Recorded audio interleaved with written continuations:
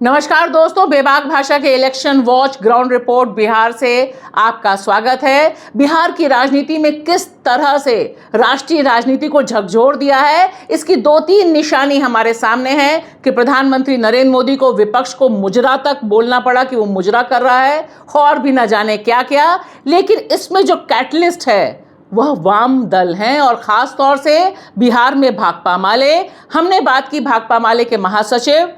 1960 में जन्मे यह नेता बिल्कुल दूसरे ढंग से वाम राजनीति को केंद्र में लाने की कोशिश कर रहे हैं। 1998 से भाकपा माले के महासचिव हैं और देखिए, सुनते हैं कि दरअसल वे किस तरह से देख रहे हैं न सिर्फ बिहार की राजनीति बल्कि राष्ट्रीय राजनीति और उभरते हुए समीकरणों को। इस समय मैं मौजूद हूं बिहार की राजधानी पटना में। जिस तरह से बिहार में चुनाव की एक ताबीर लिखी जा रही है वो बिल्कुल नए ढंग की है और हमारे साथ मौजूद हैं भाकपा माले के महासचिव दीपांकर भट्टाचार्य। ये चुनाव किस तरह से खास है और किस तरह से बिहार इसमें गाइड कर रहा है, ये बताइए। देखिए, बिहार पर तो पूरे देश की नजर है क्योंकि जो इंडिया गठबंधन बनने की जो प्रक्रिया थी उसकी शुरुआत बिहार से हुई और नीतीश जी के हटने के बावजूद बिहार में ही सबसे मजबूती के साथ जमीन पर ये गठबंधन काम कर रहा है। उसमें विस्तार भी हुआ है। विधानसभा चुनाव में 5 दलों का गठबंधन था, अभी वीआईपी पार्टी भी हम लोगों के साथ है। 2020 के विधानसभा चुनाव को अगर देखा जाए तो बिहार में करीब 50-50 की स्थिति थी और इस बार जो लोकसभा में माहौल बना है, हमें लगता है कि बिहार 2020 से आगे बढ़ेगा, पीछे नहीं जाएगा बिल्कुल।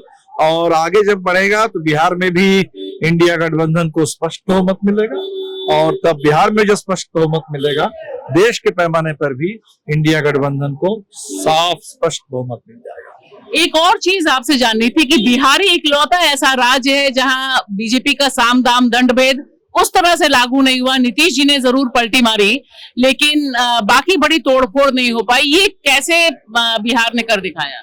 बिहार में जो है ये गठबंधन बहुत जमीनी है यहाँ और खास तौर पर हमें लगता है कि बिहार के मजदूर, बिहार के गरीब लोगों में राजनीतिक जागरूकता बहुत है। जो नीतीश जी, मोदी जी जो सोच रहे थे कि नीतीश जी को तोड़ लेने से पूरी सरकार हमारे कब्जे में आएगी, तो सरकार तो उनके कब्जे में आई।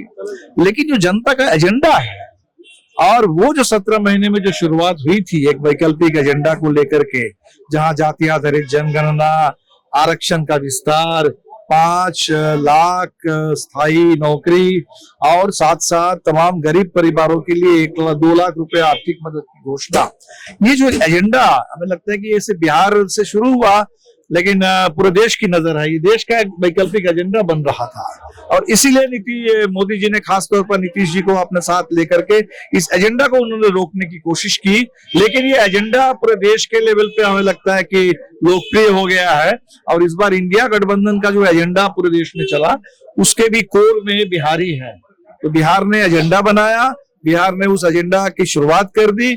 बिहार में उस एजेंडा के लिए जो आंदोलन चाहिए वो आंदोलन का पूरा तेवर और इतिहास बिहार के पास है और इसीलिए हमें लगता है कि इस चुनाव में भी बिहार और उत्तर प्रदेश, खासतौर पर ये 2 स्टेट जहां सबसे ज्यादा चौंकाने वाला परिणाम आने वाला है। एक और चीज मैं आपसे जानना चाहती हूँ कि बिहार में भाकपा माले जहां जहां से लड़ रहा है वहां से आपको कैसा रिस्पॉन्स है और क्या वहां पर, क्योंकि बहुत टफ सीट्स हैं, वो सारी सीटें टफ है लेकिन तमाम सीटों पे जबरदस्त लोगों में उत्साह है, लोगों का आशीर्वाद है। सबसे टफ सीट तो हमें जो मिला है वो नालंदा की सीट है, पटना साहिब की तरह ही। लेकिन दोनों जगह हम देख रहे हैं इस बार तो पटना साहिब में भी अच्छा माहौल है, नालंदा में जबरदस्त उत्साह है। हमें जो 4 सीट बिहार झारखंड को मिला करके मिली है, हमने कोशिश की कि इंडिया गठबंधन की मुहिम को और ज्यादा गति मिले और ज्यादा विश्वसनीय ढंग से हम इस एजेंडा को आगे बढ़ा सके और इसी हिसाब से हमने उम्मीदवारों का भी चयन किया। जैसे राजा राम जी लड़ रहे हैं, किसान आंदोलन के बड़े नेता काराकाट से, वो किसानों के लिए।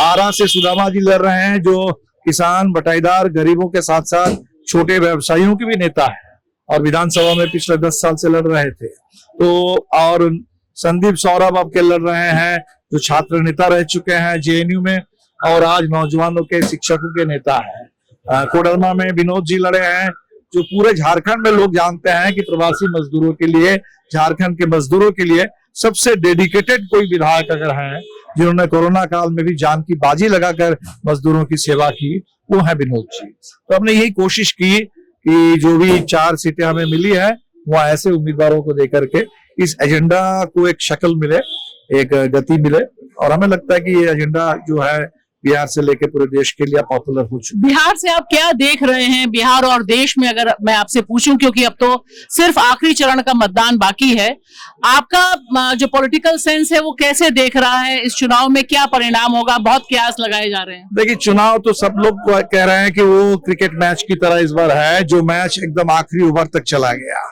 और उसमें अक्सर आखिरी ओवर में ही फैसले होते हैं। और हमें तो लगता है कि इस बार के चुनाव में जो लास्ट जो सीटें हैं, 8 सीट अभी बिहार में है, और 8 में से 6 तो ऐसी सीटें हैं जहां विधानसभा चुनाव में हम लोग लीड ले चुके थे। उत्तर प्रदेश की कुछ सीटें हैं, आपके पंजाब की तमाम सीटें हैं। तो हमें तो लगता है कि जैसे छठा चरण भी वो काफी हद तक इंडिया के पक्ष में था, आखिरी चरण तो निर्णायक रूप से इंडिया के पक्ष में जाना चाहिए, चाहे वो साउथ बंगाल की बात हो, बिहार की बात हो, या पंजाब की बात हो, उत्तर प्रदेश की बात हो।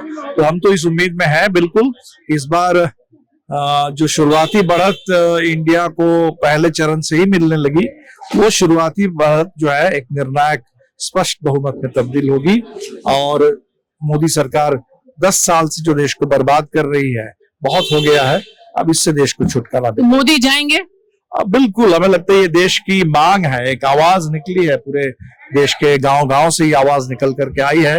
मोदी जी की बातें इस खासकर इस चुनाव में, आपने एक बहुत अहम बात बोली कि नो बॉल फेंक रहे हैं। बिल्कुल नो बॉल। नो बॉलें क्या है? उन्होंने मुजरा बोला परसों। वो तो बोल रहे हैं जो झूठ बोल रहे हैं, झूठ को लोग पकड़ ले रहे हैं, झूठ को पकड़ ले रहे हैं। बिहार में आकर के अगर आप कहेंगे कि भाई हम बिहारी मजदूरों की सुरक्षा सम्मान के लिए काम करते हैं, क्या बिहार को पता नहीं है कि बिहार के मजदूरों की सुरक्षा और सम्मान लगातार मोदी सरकार इसके खिलाफ है? बिहार के लोगों को पता है कि आरक्षण को अब हिंदू मुस्लिम में बांटना चाहते हैं। कर्पूरी जी के जमाने से यहाँ मुस्लिम जातियों को आरक्षण मिलता रहा है। मंडल कमीशन की पूरी रिपोर्ट में मुस्लिम जातियों के लिए आरक्षण की बात है, वो मुस्लिम होने के नाते नहीं बल्कि पिछड़ी जाति होने के नाते। तो ये बातें मुसलमान वाली, बिल्कुल बिल्कुल, अब मोदी जी खुद ही तो पसमानदा मुसलमान की बात कर रहे थे।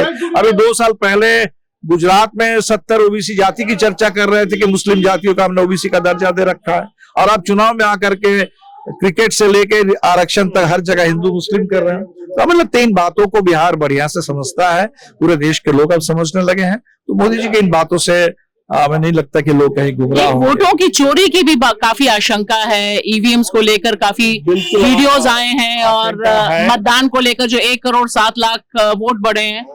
लेकिन इसके साथ साथ ही हमें लगता है कि जो हम लोगों ने दबाव बनाया 17C फॉर्म को लेकर के, लोगों में काफी जागरूकता है। आज मैं देख रहा था कपिल सिब्बल साहब ने भी गिनती को लेकर के भी कुछ उन्होंने लोगों को आगाह किया है। मुझे लगता है कि इस बार हर जगह कार्यकर्ता बहुत ज्यादा पहले से इस मामले में मुस्तैद है, तैयार है, और चुनाव में इलेक्शन कमीशन के असहयोग के बावजूद हमें लगता है कि चुनाव को चुरा लेना बहुत मुश्किल है भारतीय जनता पार्टी के लिए, और देश इसके लिए बिल्कुल तैयार है। चुनाव का जैसा भी परिणाम हो, बिल्कुल साफ है, इस चुनाव में जनता ने अपनी जीत हासिल की, जनता ने अपने मुद्दों पर वोट किया, और पहली बार हिंदुस्तान में हम देख रहे हैं चुनाव में जहां लोकतंत्र और संविधान अपने आप में चुनाव में इतना बड़ा मुद्दा बना, और जन संकल्प दिख रहा है इस संविधान की रक्षा करने के लिए। इसीलिए हमें लगता है कि इस चुनाव में ही एक तरह से हमें तो उम्मीद है कि मोदी सरकार को हम लोग बेदखल कर पाएंगे, और बिल्कुल हमें लगता है फांसीवाद के खिलाफ लड़ाई, जो लंबी लड़ाई है, उस लड़ाई को इस चुनाव से काफी ताकत मिली है, और ये लड़ाई आगे बढ़ेगी। तो सवाल सिर्फ इतना नहीं है कि भाकपा माले के ये 3 उम्मीदवार और झारखंड में कोडरमा से लड़ रहे विनोद कुमार सिंह जीतेंगे या हारेंगे।